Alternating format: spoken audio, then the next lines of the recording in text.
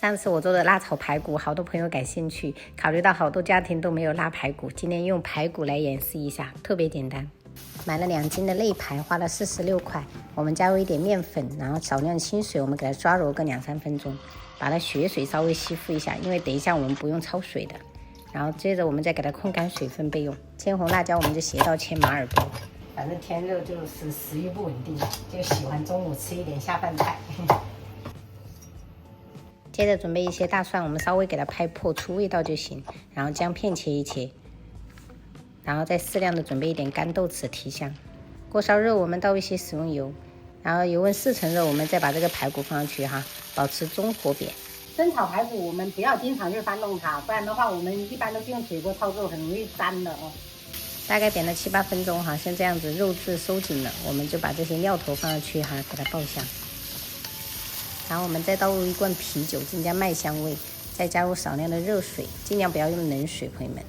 调味的话，我们就加入盐、白糖，然后生抽，然后一点点老抽上色，再来少许的蚝油。等到再次烧开的时候，我们就可以盖盖子了哈，调成中小火哈，给它炖煮35分钟。好了，时间到了，朋友们，最后我们就撒上青红椒，我还切了一点蒜苗叶子，我们给它翻拌就做好了。这样做出来辣炒排骨真的特别的香。不是那种炖出来的排骨那么软烂，但是吃起来是越啃越香的那种。感兴趣的朋友可以去试试。哇哦，辣椒炒排骨，看着就好吃。哎，石斑鱼汤，地瓜叶，然后这是五花肉炒糯米笋，西芹炒牛肉，开吃。妈妈，每天这样子程度可以吗？可以啊，可以。多吃菜哦。我的菜还是西芹。我要尝一尝，有点辣，但是不能接受。可以，那就好。我尝一尝，好吃吗？你进来夹。来呀！我来讲，真的。再吃一块地方。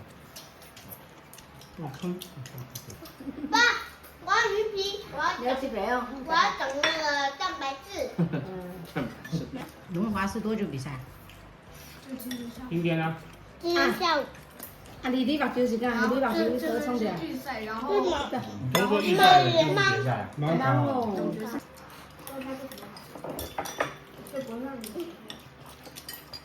可以把鱼肉放在这里，这样吃着吃。可以啊，你可以沾点味道。